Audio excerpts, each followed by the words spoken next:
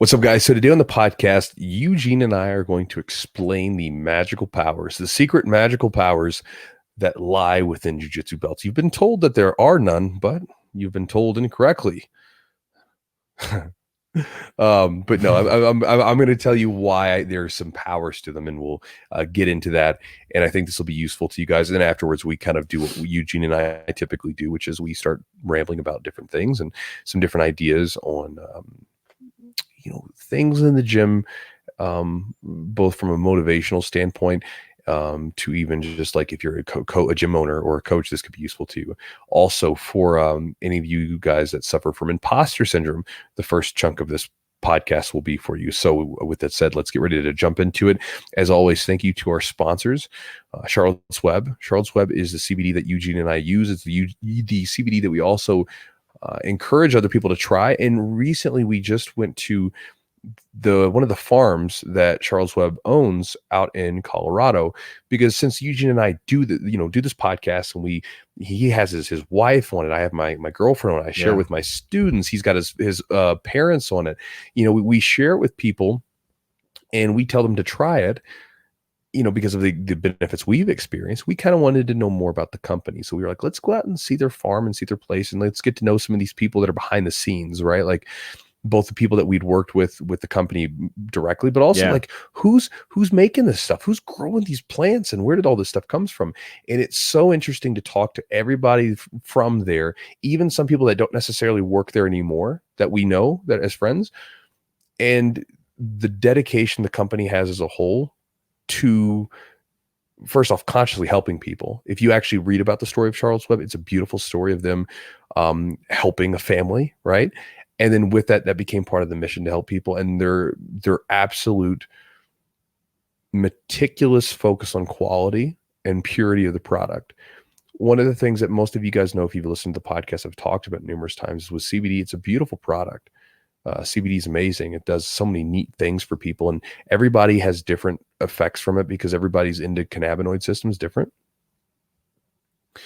But with CBD, there's a lot of stuff that just goes into it because, for instance, if you're growing on soil that's been treated with pesticides and stuff, even years ago, they found that they could not do that because the pesticides would come through, which, if it's a little bit on your food, sometimes it's permissible. But when you're talking about concentrating something down, you're taking to a plant and concentrating everything down, those chemicals are coming in there. And even some of the products out there now where, even like if you look on different like websites like Amazon, I believe, I don't know this to be true, so double check if you want to, but I'm correct. Amazon, anything that they sell right now related to CBD is just, it's actually not CBD because they don't want to touch it because it's not FDA approved. They can't sell it. Yeah. So it's like one of these things where it starts a really interesting thing where they've done a really good job of being meticulous about purity, about the product of it. So what you're getting is 100% what you're getting. And again, even they have different types of processing, which they have what's called the original formula, which is processed with alcohol, which has a lot of the different terpenes and different things in it. And then they have things processed with CO2, which is traditionally is more commonly used, but it's an interesting thing. And so again, it was a cool experience to go to the farm and everything else. And with that said, if you guys want to check out any of their products, again, you've heard me and Eugene talk about them, everything from, inflammation related soreness after training to a sort of more well-rounded, or what's the word that you'd say, just a overall better quality of sleep and sleep cycle. All these different things that we've experienced with it, you can try them out for yourself. Understand that everybody's body is different, right? Just like we deal with foods different, we deal with exercise different, our bodies look different, everything about us is different. So you might have different effects from it. For instance, I get really sleepy on it. If I take some, I just want to go lay down and relax. Whereas, some of the other people that take it, it helps them focus. It helps them slow their mind down a little bit so they can focus more for their detailed work. And so again, it's an interesting thing to try. Yeah. So if you guys want to check it out, go to charlottesweb.com. The promo code is Chewjitsu. You'll save 15% on your order on any of their products. And again, I encourage you to try it out for a month. Get one of the products, be religious the way with you take it. Take it as is dosed and everything else, and see what it does for you. Also, thanks to our other sponsor, Matt at Epic Roll. EpicRollBJJ.com is the website. On there, Matt has a wide variety of jiu-jitsu related gear, everything from gis, rash guards, shorts, bags, hoodies, joggers. I mean, the whole thing. He's got it's like a whole apparel type company related to jiu-jitsu. And again, it's cool because it's a jiu-jitsu related company made by a jiu-jitsu guy, right? You know, because some of you guys may not know this, but there's a lot of weird fakey type internet people, and they'll get into a market and they'll simply just find where there's a bunch of searches, and they'll just like make some crappy products and try to sell them, right? I mean, this happens all the time where, you know, you'll get these guys that do like drop shipping companies that aren't even involved with whatever they're selling. They're just like, we just know a lot of people are searching for this thing. So we bought this crap from China and then we're going to sell it to people, right? Like, you know, and so you see this where this happens in jiu-jitsu, where I've even seen like knockoff jiu-jitsu stuff sold. The jiu-jitsu. There's some fake jiu-jitsu stuff. It's sold, and some guy sent me a message today. He's like, dude, some guy in China's like trying to sell this stuff on some website, you know? So again, but it happens, right? Well, Epic Roll's a jiu-jitsu company made by a jiu-jitsu practitioner who is on the mats training still to this day, right? So I always find that cool, and I think it's worth supporting. And he makes really good stuff. So if you're looking for some jiu-jitsu gear that looks good, that has clean designs, that's of high quality as well, you can go to epicrollbjj.com. The promo code is jiu-jitsu. You'll save 15% on your order, and you can get yourself hooked up with some really nice jiu-jitsu gear. Also, thanks to our sponsor, Manscaped. Manscaped is the premier men's grooming products around, you know, and again, it's one of those things where, just like CBD with me, I was like snake oil, and then I tried it and I was like, all right, it's pretty good. I like it. Well, this Manscaped's products were like it at first too, because, you know, originally I wasn't really into talking about a ball groomer, like a ball trimmer, you know, and then I tried it, used it, not just on, you know, my downstairs, but also my shoulders and everything else. Like, well, actually Jess does that. She shaves my back and my shoulders because they get little tufts of fur. But even I've used it on my beard, and it's a damn good trimmer. And their other products have been really top notch too. Like I really like their cologne. I think it smells wonderful. They've had this other razor that you can use to really get down there and shave everything up. And it's amazing. It's a really good quality razor. Again, it's one of those things where, you know, I'm actually like, I'm big into razors. Yeah. Like I have like a safety razor, and, you know, I think that, you know, I'm particular about the blades that I buy, you know, and that kind of stuff. And, you know, there's different types of beard oils and stuff that I've used. So like, I'm kind of into that stuff. And so I appreciate good quality. So if you're in the market for yourself, or maybe a man that you're with who's looking for some good grooming products, I would encourage you to check out their website. They have more than just trimmers. The trimmer is like one of their big product sellers. If you're looking for a really good trimmer that's not remote controlled. That sounds like a really bad idea. Wireless, wireless, right? Wireless. And waterproof. Could you imagine a remote control? You could, man. It sounds like a terrible idea. Like you could just control it from your phone. Yeah, like shave someone. It's gonna be there someday. I hope not. But it's wireless. Put it on a drone and let it. It's wireless. It is battery powered, and again, you can use it in the shower or whatever you want to. But it's a cool trimmer. But again, they have a lot of other stuff. So if you want to check out their website, go to manscaped.com. The promo code to get yourself some savings and support the podcast is Jiu-Jitsu20. Gets you 20% off at checkout, and you also get free shipping. And also, one thing, if you guys want to, sometimes these emails, sometimes these podcasts, if you enjoy them, come off of a inspiration from some of the emails that I write, where I send out, typically Monday through Friday, where I send out emails related to different stuff. Also, if you guys want to know what I'm up to most of the time, that's the best place to do, because my email list, I call them the Chew Crew, and they get the first updates on everything. For instance, like we sold out of a jiu-jitsu camp. I have a camp coming up next weekend, and it was sold out within a day because I sold it to my members in my Chew Crew list. They get first crack at it. I was going to give it to other people, whatever, but 24 hours and it was sold. Yep. So again, if you guys would like to get access to that, and also I give a couple of ebooks away. So some of you guys, if you're looking to create either a game plan for your game, and you want sort of an idea to model, I include my game plan in the ebook, but you can create your own game plan for your own game to sort of see maybe gaps that you're missing versus, maybe how you've got it all covered out. It's really helpful for a competition. I had a guy actually come up to me at one of the competitions who unfortunately beat one of my students. And he said, hey man, he goes, I used your game plan for this competition. He ended up winning first place. Good for him. But he came up and actually showed me the printout that he used, and I was like, it was awesome because he's an action taker. He took it and used it and did something with it. I thought that was fantastic.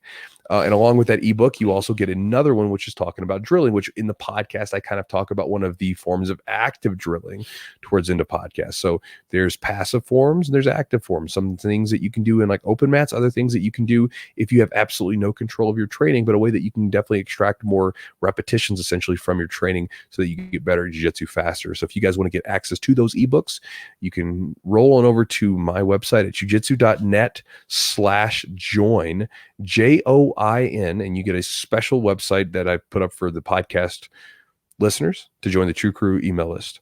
So if you want to do that, head on over to jujitsu.net/join and I'll hook you up. And guys, with all that said, let's jump into the podcast.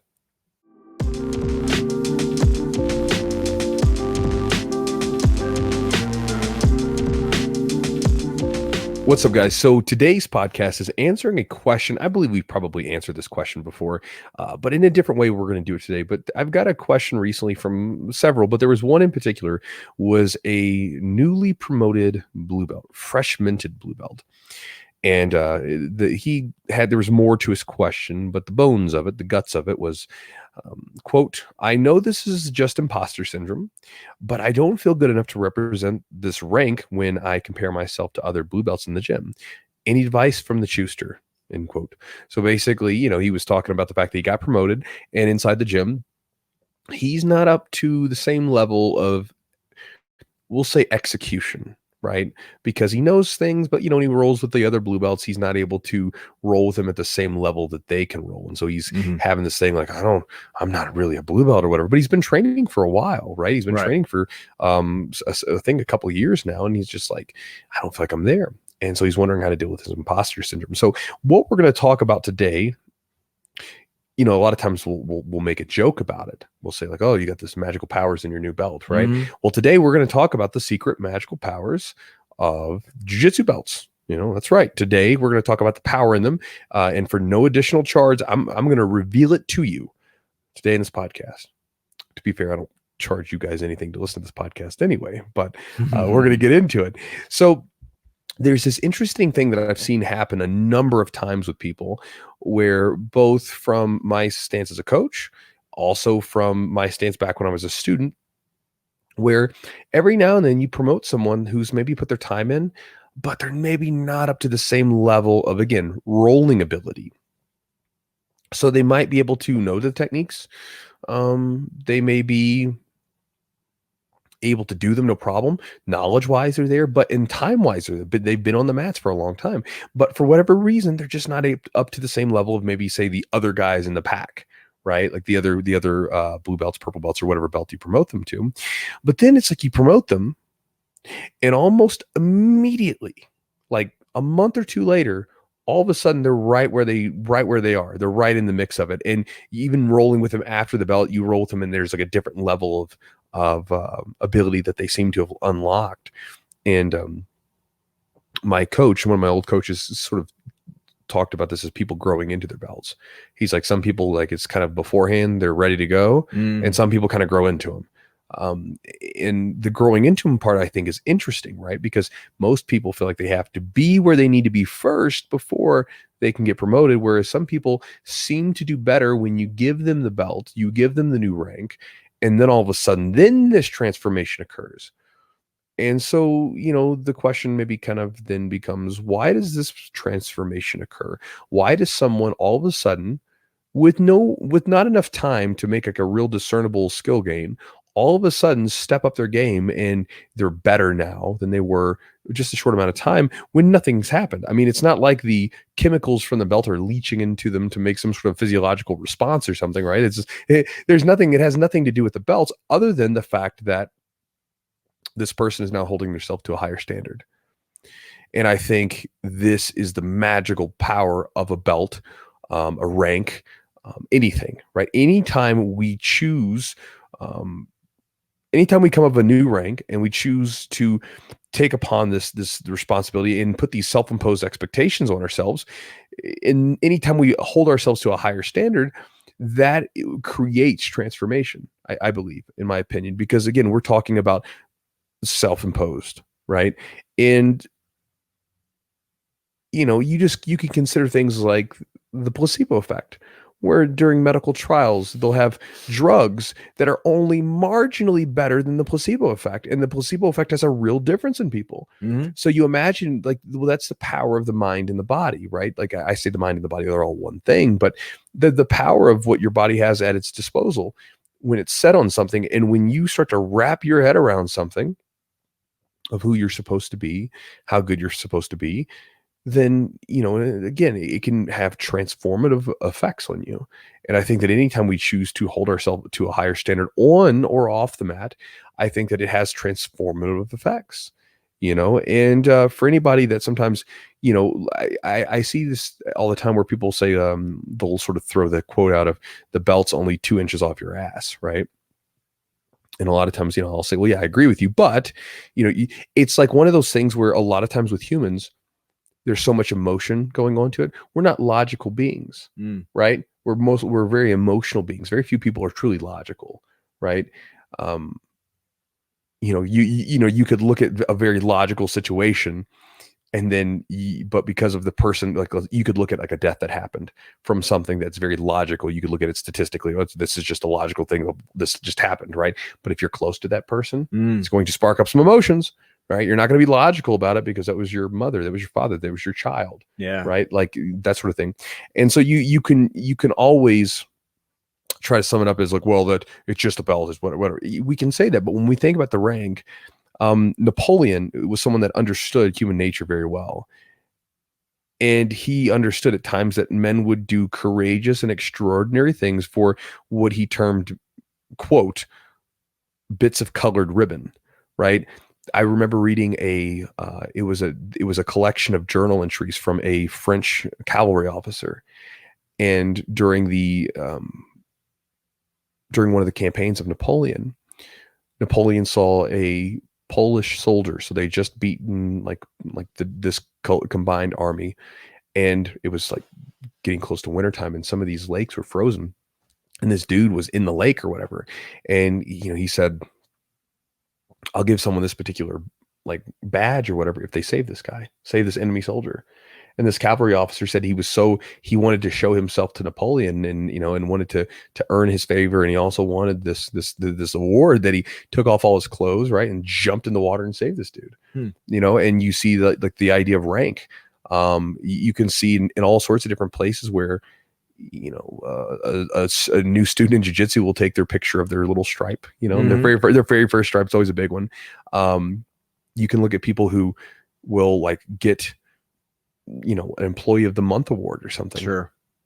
Some piece of paper, it's like some piece of paper with some writing on it, and it's otherwise insignificant to almost anybody else, but to that person it has meaning. And so the meaning is really the important part. And so, yeah, we can say, oh, it's just 2 inches of the ass or whatever, it's just 2 inches that holds up your pants or whatever you say. But that doesn't actually, it's not being honest with what it really is, right? It's a rank, and it has meaning to the people that hold those ranks, and so it's one of those things that even in rankless sports, a lot of times, like in wrestling, there is no rank, but you have a team captain. And that team captain, that's a spot, man. Like you feel like you're a team captain. You have to hold yourself differently. Right. And so it's one of these things where you can be just disingenuous about the idea of rank and promotions and like hierarchies and things like this. But the reality is that they are there. And so again, there is sort of a magic to promotions and belts. And one of the magics can be that you choose to hold yourself to a higher standard. And so some people, I think that if you're running into that sort of imposter syndrome, I would sort of dash that to the side and maybe change the way that you look at the new opportunity in front of you. You could perceive it as, I got promoted to a new rank and I don't think I'm there. God, this sucks. Or you could say, you know what? I've got promoted through this new rank and I need to live up to the expectations of what I think it means to be this and what I believe my coach thinks it means to be this. And I'm going to step my game up. I'm going to push myself a little bit more to be better, this kind of thing. And you can look at it as a chance to push yourself and look at it as a chance to be motivated rather than a chance to be discouraged because maybe you're not able to submit someone in your gym or something like that. And so just an idea to chew on today regarding the magical power of belts and ranks and things of this nature. And when you're given a rank, a stripe or whatever, again, just sort of keep that in mind when you face that imposter syndrome. Instead of feeling like an imposter, feel like it's an opportunity for you then to grow into some bigger shoes, right? You got some bigger shoes to fill, and look at it as a chance to do that rather than a chance to be discouraged because you don't believe you're up to that particular space yet. So. Yeah. Is there a belt that you think you see it more frequently at when we look at jiu-jitsu? Is there like one rank that like you see people maybe have more resistance to like being promoted? I know like with blue belt, people get really excited about blue belt kind of thing, and they usually want that. But like, is there any belt that you've seen that maybe your students will be like, oh man, I'm not ready for this? I don't know.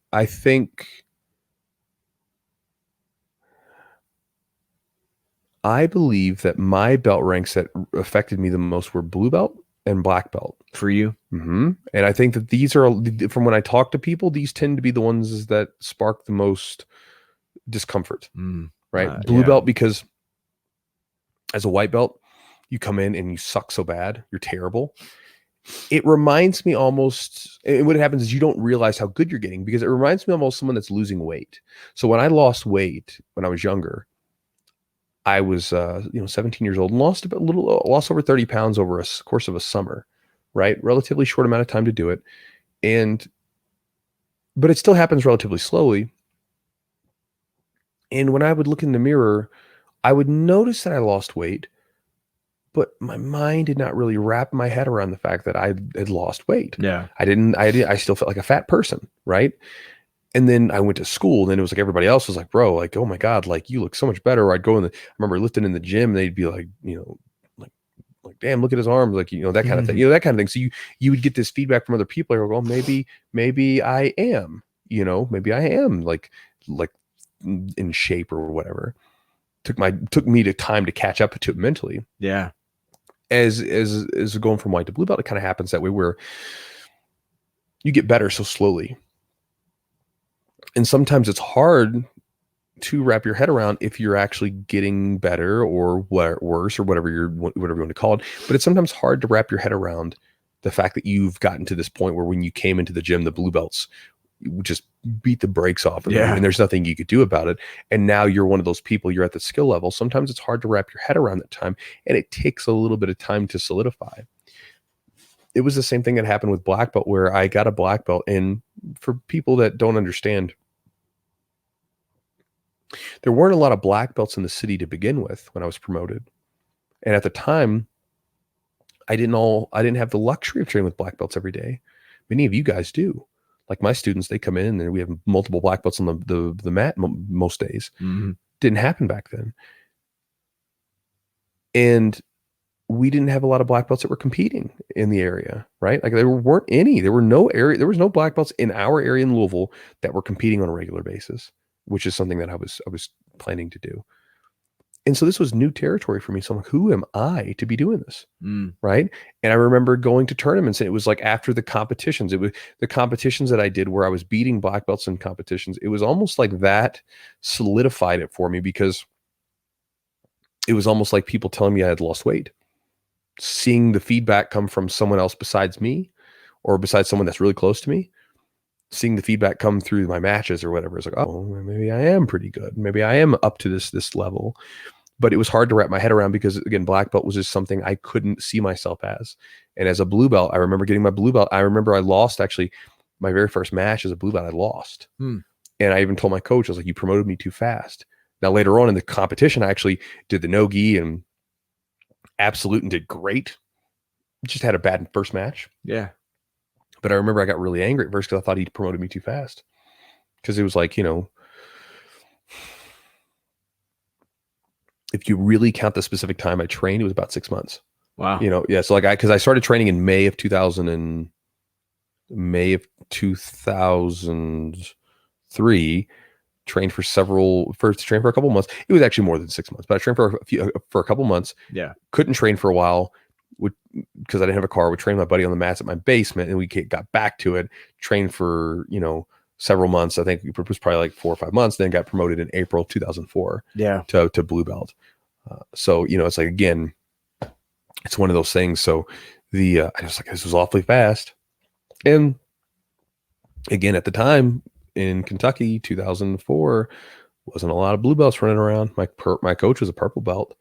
You know what I mean? So it's like one of these things where, I'm stepping into places I didn't see myself as. So it's different with people now because a lot of people have more people around them that like are blue belts and purple belts and everything. Yeah, else. I give you confirmation. You get to on a daily basis assess yourself or compete against people that are similar level, and so you get that feedback. I think there's just some of us that kind of naturally we second guess ourselves, or maybe I'm one of these people where I think I will underestimate what I'm capable of most of the time. And then I allow but here's how it works. I underestimate myself and what I'm capable of, but I know typically, because it's been proven to me so many times through things that I've done, that I'm more capable than I even understand. And so part of my thing is just getting my head out of the way and letting myself go. Like, for instance, with competing, just get out of the way and like let everything that you've done training wise take over. Because sometimes I've competed against guys. I'm like, I don't think I can beat this dude. I don't think I stand a chance against this guy. And then I win handedly. I prove myself. So I'm one of those people. And so I think for some of you that message me with like that idea of imposter syndrome, you're probably of the same ilk. You're probably someone who maybe underestimate yourself a little bit, and that's one of the beautiful things that, grappling can do for you, because that's where I first experienced this, was in wrestling, where I would be faced with these challenges in the form of people that I thought were going to beat the brakes off me, and then I beat them.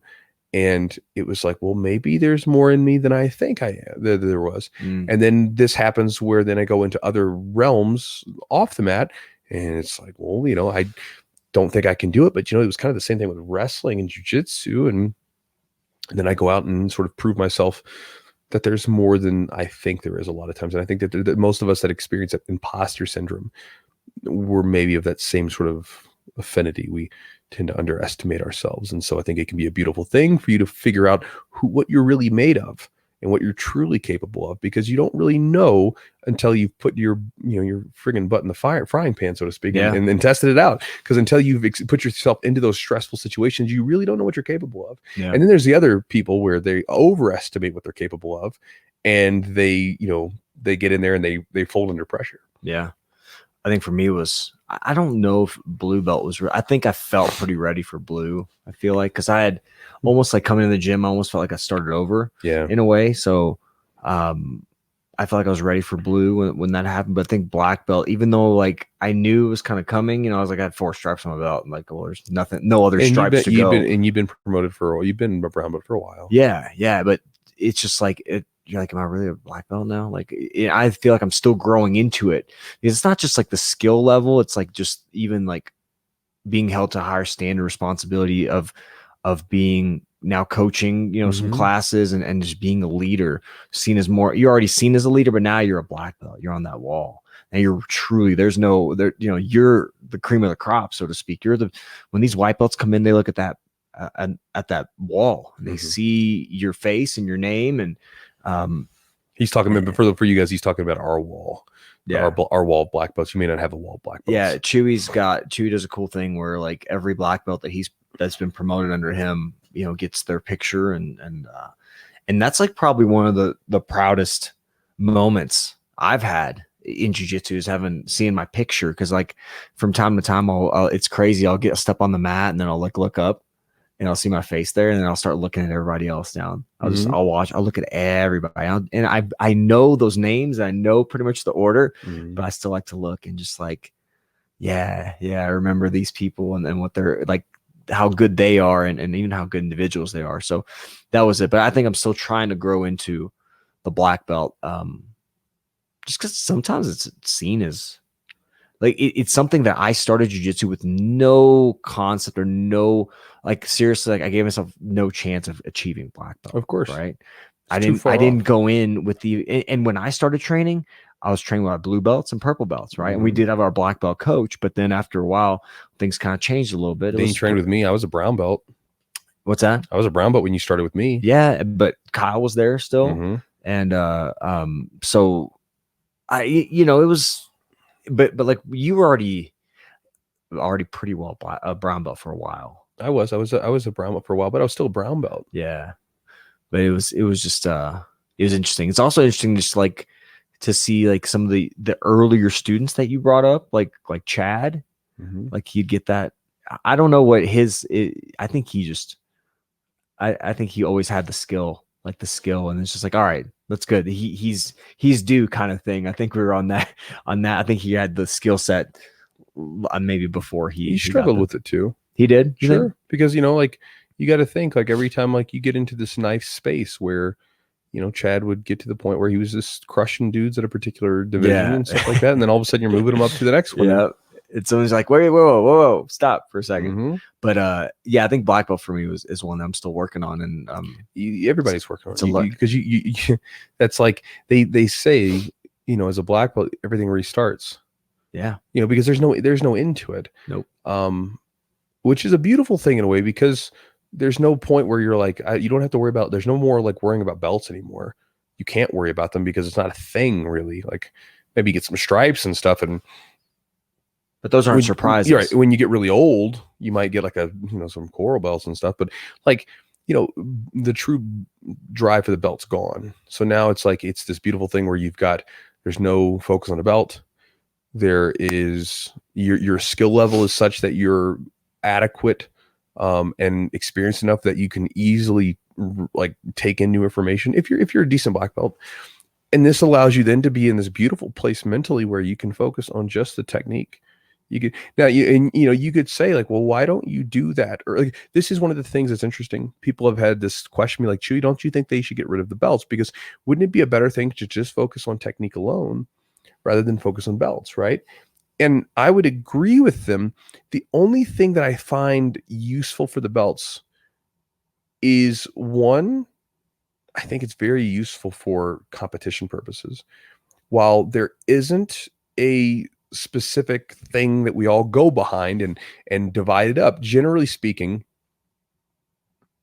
with the exception of like, some sandbaggers when they're around, they've had like a purple belt who's, like been a purple belt for like 7 years or something. And he's won everything. And he's like, just get that guy moving, like, cause again, it's like, if you're a hardcore competitor, it doesn't really count until you're like a black belt. Like it's important and it matters as you're working your way up. But again, we only get so many miles in the body and you don't want to like spend them forever at that belt, so you got to get things moving. But it is helpful, and most of the time that the competitions are competitive and people are pretty good. You can go from one gym to the other and you can typically get a feel for, like yesterday we were rolling at a 10th Planet gym and I would talk to the guys after done rolling with them, like, how long have you been training? What's your rank and stuff? And I could almost tell them where they were based upon rolling with them. I was like, I bet he's a blue belt. I bet he's a purple belt or white belt or whatever. So it's helpful for that, because otherwise, like I guess you could go on time, right? Maybe. But then what happens if you're the dude that's been training for like 8 years, but you only come twice a week, and then you go up against this kid who's been there for 3 years and he's going like 7 days a week? Like you're at a disadvantage, right? Like, that kind of thing. So there's different things. The belt seems to be useful for that division, like as far as like skills and stuff like that. Not necessarily has to be done. You can always go on time based and everything else. And I think that it's useful for division amongst students sometimes, with just as you're, bringing them up, just like you look in like just different organizations.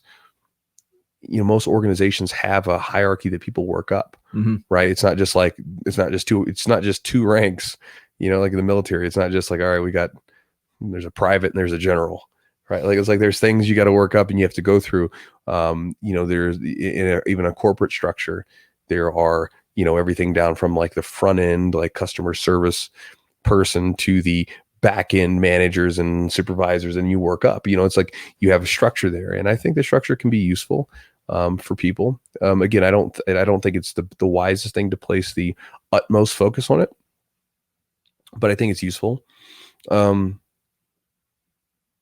think that the toughest part about it is that there isn't uniformity to it, and people crave that uniformity, right? Like people want to know, what do I need to do to get this belt, right? Like they want to know. It's hard to tell them sometimes, because like I've gotten it to the point where like now it's a little bit more structured with us.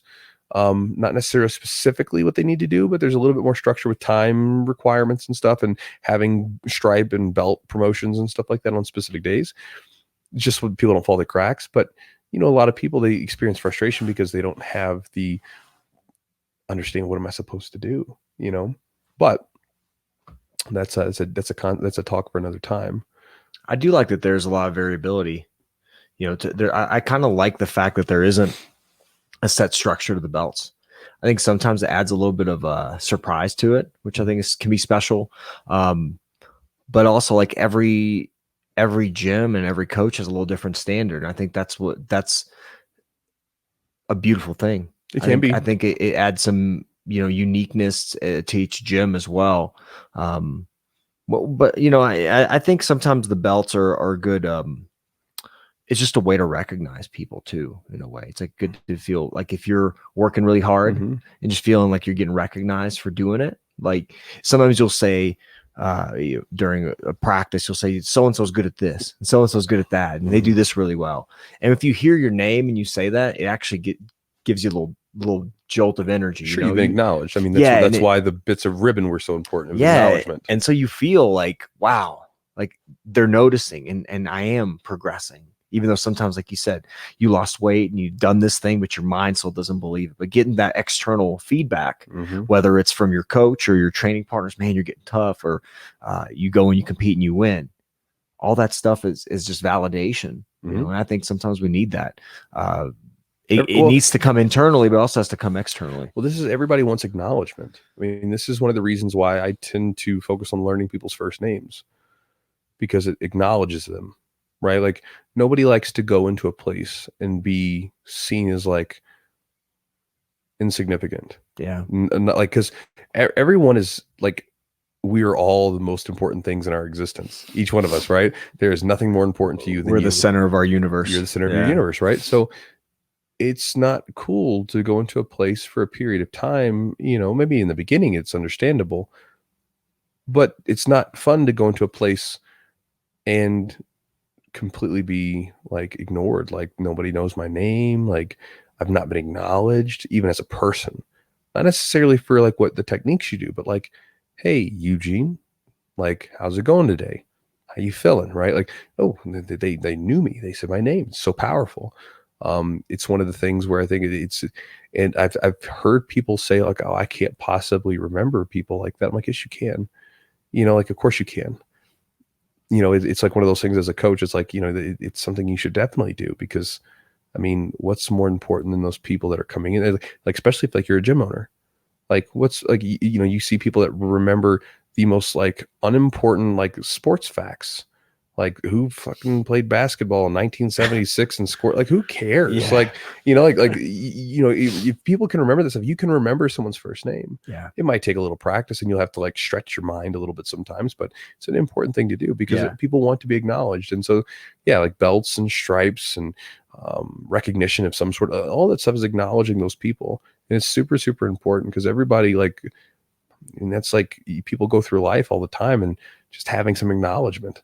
This is why like, different things that we've talked about in this episode, why it's important, and even like people that have been promoted to a new rank. I mean, they've been acknowledged and, it feels good. They want to be acknowledged again. So they're probably going to, push it a little bit more, that kind of thing, so that kind of thing happens. So it can be a very motivating thing. It can be a very, it can be something that you can drive you at times. Yeah. And I think you feel valued. You feel like somebody values, your contribution as well, or how hard you work. And I think that's important. It's just more important to some people than others. Some people are very I don't even say motivated, but they're just kind of self-driven. And so having that some recognition, I think, is especially sometimes when you feel like you're struggling, not even during a belt promotion, even like kind of when you're way between belts, like you're deep into one belt and kind of far away from the next one.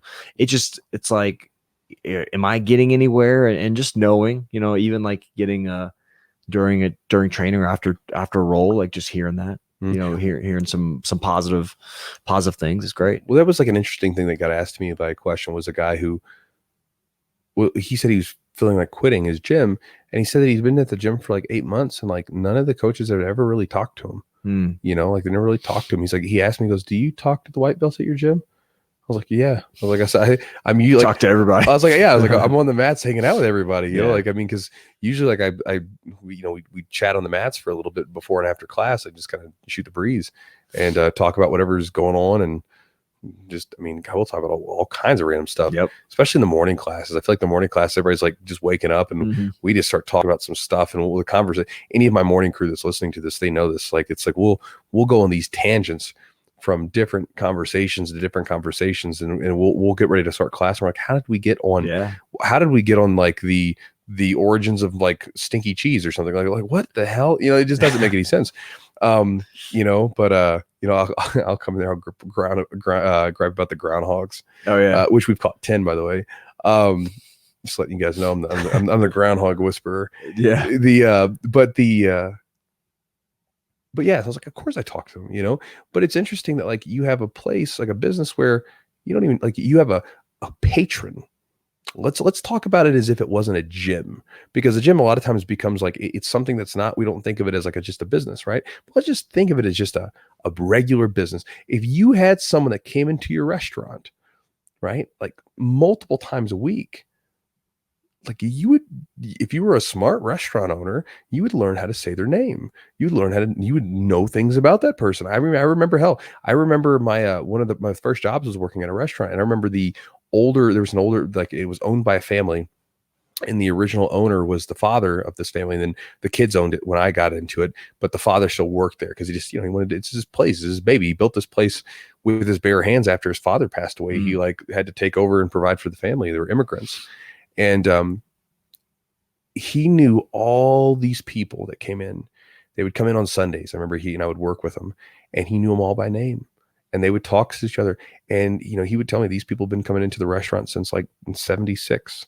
They've been coming there for a long time. He knew their names, so it's like, why on earth would you, not acknowledge people that come in? You know what I mean? It's a strange thing. But which again, it kind of veers off topic. But again, acknowledgement's important. It's something that we all strive for. We all want to find a place where we belong. Every one of us does. This is where you see like the internet. I mean, it's this thing where groups of people find these little spots that they can belong with each other. I may not necessarily agree with some of their ideologies, right? But they find their space where they find like-minded people that acknowledge them, and they feel valued, and they feel like they belong to a place. You know what I mean? And all of us as humans are searching for that. This is why you think of our biology, our wiring mentally. We're afraid of rejection because we don't want to be rejected from the tribe, right? Because before modern culture, rejection from the tribe would mean certain death. Couldn't provide for yourself, right? So there's this fear of rejection, because if we get rejected from the tribe, we're dead.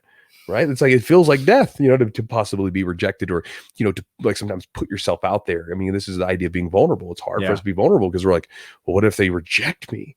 Granted, nowadays it doesn't really matter, but if you were like in a tribe and you did it was bad. So you think about that, like our need for community, our need for belonging is there, because if before modern society, no belonging, you don't live, right? Because you can't possibly do everything by yourself. And so it's this interesting thing where we have this wiring in ourselves that the circuitry set up.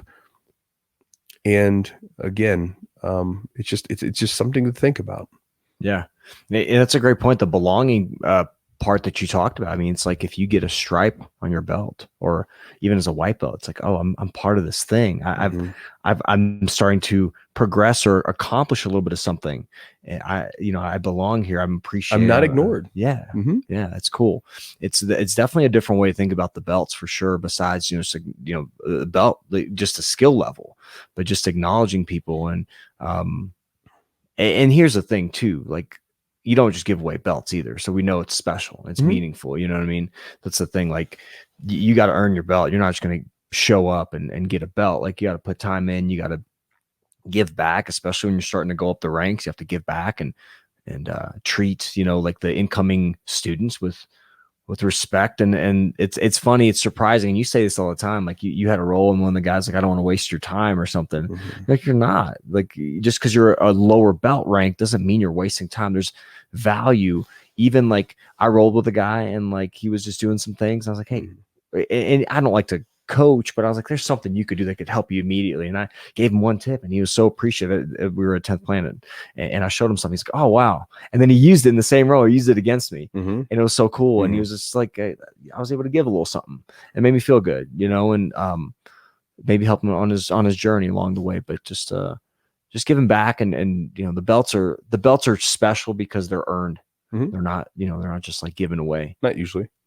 Yeah, rank's important. And again, when we say belt, we're talking about rank, because some organizations, they don't necessarily do a belt; they'll do the rank. Yeah. But yeah, I mean, I rolled with most of the people at the gym yesterday were not black belts. It's the 10th Planet out here in Denver is a relatively young gym. Yeah.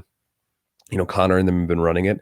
Connor and Heather, and they it's a relatively young gym, so there's a lot of blue belts, white belts, and there were some purples. And some black belts as well, but I remember rolling with some of the blue belts and the white belts and stuff. And like, I was like, all right, like I had a move in my head. I was going to try to hit on, Sure. You know what I mean? So I was like trying to hit the move on everybody that I could roll with, and it's getting like my active reps in, Sure. So it's like, yeah, it's like, maybe it's not rolling with someone that's going to have this all out battle, back and forth, but at the same time I get to work my reps, so like, so again, you can extract value out of any role. Yeah. You know what I mean? And as you get better, this is something to consider for anyone. As you get better, if you get really good at jiu-jitsu, right, you're going to come to a place where very few people will be able to like really, really push you, like as far as like get to that level. So like, for instance, like Gordon Ryan is a great example of someone. You think like 90% of the people he rolls with are pushing him?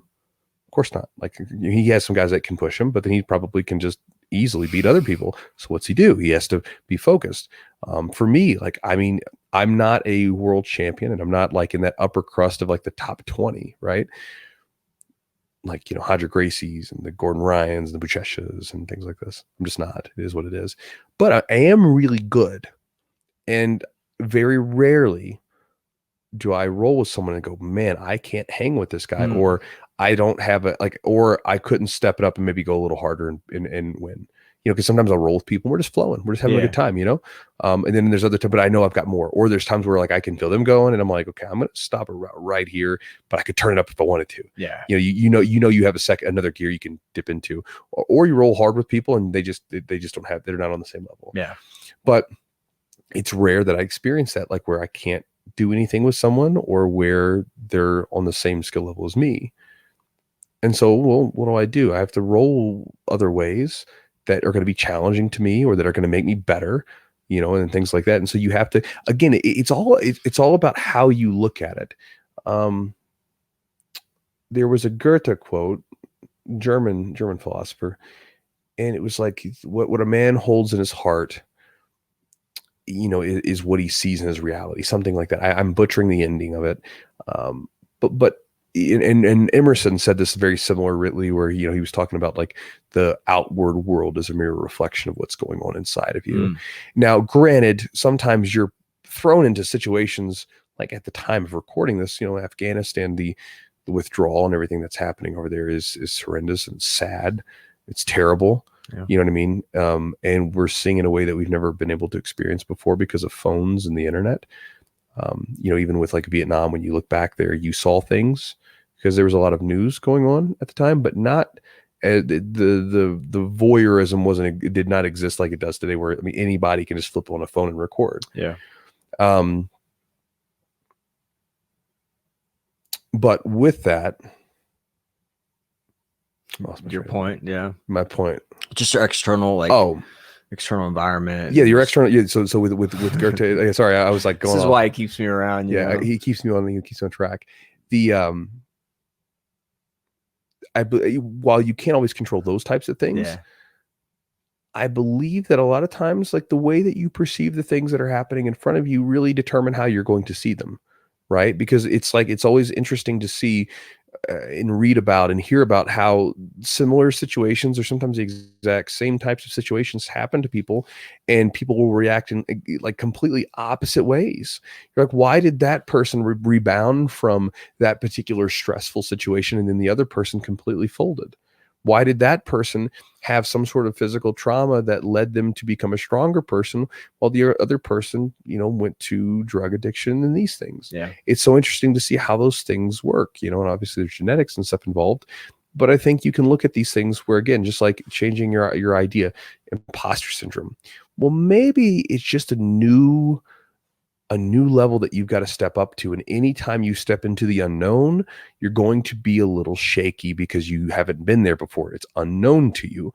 But as we all know, stress is where we grow as people. And so therefore, when we're there, that's kind of a good thing for us. It doesn't necessarily feel comfortable. And in modern life, we seem to value comfort over almost everything, which is not a good idea. And so anytime you're in the unknown, it's going to be stressful. But you can look at it as an opportunity to get better and grow and step it up and hold yourself to a higher standard, right? That is your outward view of what's going on, which can be much different than I'm not ready for this and I suck, right?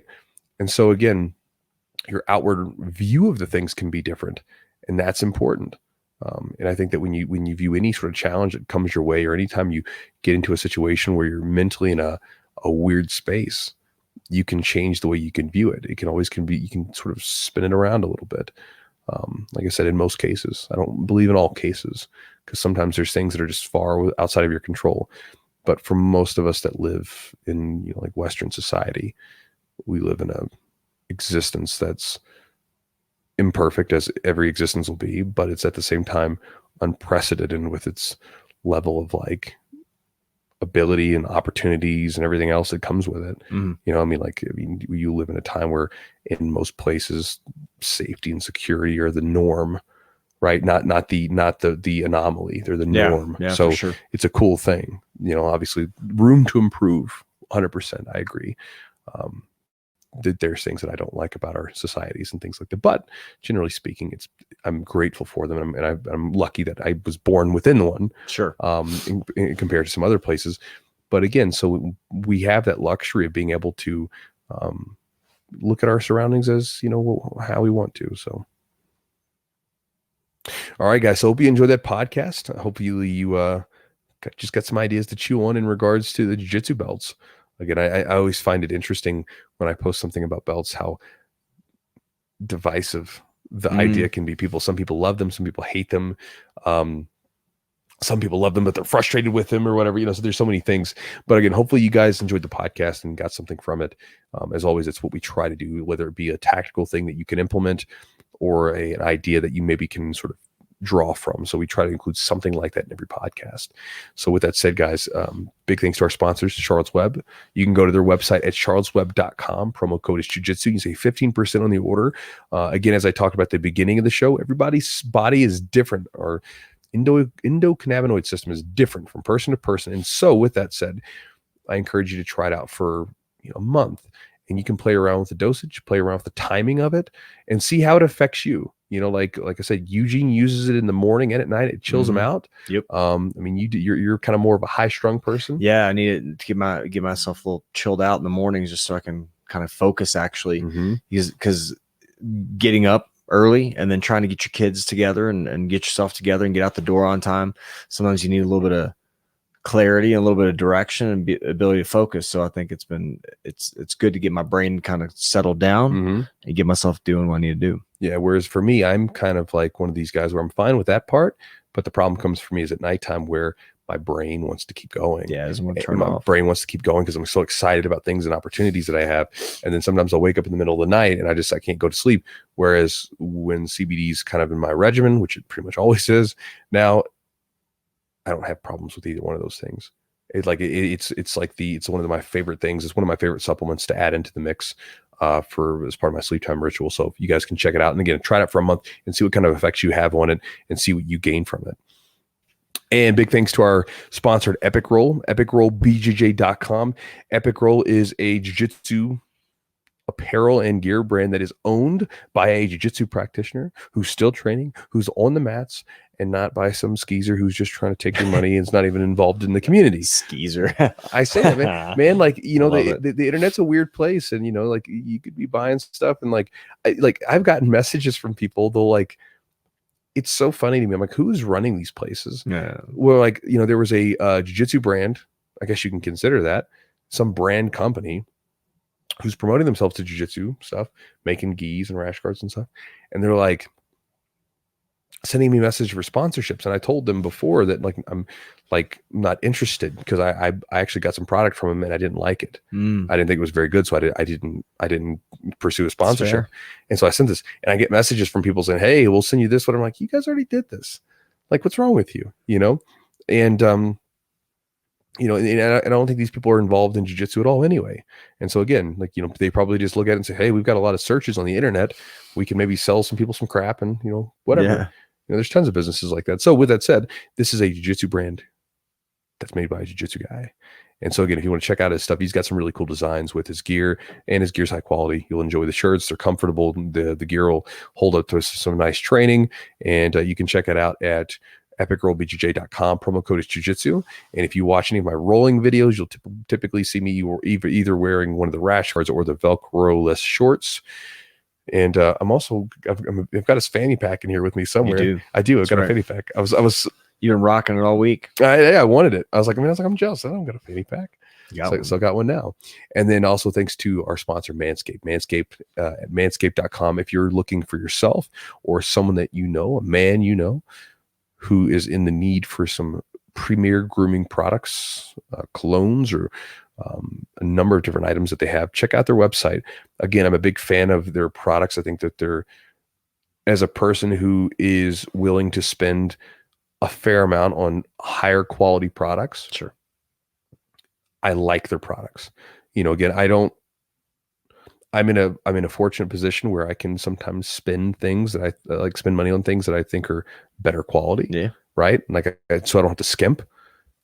And so with that, like, you know, when you take everything out of the box, it's like, it feels good, right? It's like the first time I held my safety razor compared to like a crummy razor from the supermarket. You hold a safety razor, this big chunk of metal. You know, when you come down your face and shave it, you feel the brand new razor blade shaving down. It's such a better shave. Well, the products that they make, Manscaped makes, are great products. From the smells of all the stuff that they make smells good, and it smells like manly but clean. Yeah, you know, it's not like it's not flowery or weird or anything. It's like, smells like good. It smells clean and manly. And then with all their products, they work really well, and the quality of them is high. So I'm a big fan of their stuff. If you want to check them out, you can use a promo code on manscaped.com, Jiu-Jitsu20. You'll save 20% on the order, and you get free shipping. And if you guys would like to check out some additional content, as well as get some stuff that we don't release anywhere else. I mean, that's what additional content is, but it's stuff they don't release anywhere else. Kind of just became redundant there. But if you guys are interested, one, in supporting the podcast, but if you guys want to get some stuff that we don't release anywhere else, you can go to patreon.com/the Jiu-Jitsu podcast, the whole thing. And you can go in there, and we have this on our web page and stuff like that, but you can go there and get access to our Patreon. A Patreon is, you know, it's just like anything else. It's a membership where you can join, and then afterwards you can get a collection of conversations with like high-level black belts about specific training ideas and training tips and things like that. Like, the ideas with a Patreon is to give people some ideas from these black belts and from us and from different places to help them out with their jiu-jitsu. So, you know, where we talk to people and it could be entertaining. Most of the stuff it's in there is more, there's some entertaining stuff for sure, but there's a little bit more that's pertaining to actual training and helping you out. So again, you've got everything from like rolling videos and narrated rolling videos to like warm-ups and like stretching type stuff, like stretches and warm-ups and that kind of stuff that I've done on the mats and everything else, cool downs, things of that nature, which is really important. We were just listening to a podcast the other day about how important it is to like have some cool down time, relax time after doing something that was difficult or required a lot of learning. Yeah. So it's important. I think it's important to do some sort of cool down or some sort of detoxing time after you're done doing something tough. But if you guys, I won't try to like go too deep into it, but there's a lot of good stuff on there. Along with that there is a collection from every guest we've ever had on the podcast that never made it to the show that's specific generally to training and their approach on training. So if you want to get access to that stuff, you can go to patreon.com/the Jiu-Jitsu podcast. And, that's that. So guys, thank you so much for joining us this week, and we'll talk to you guys next time.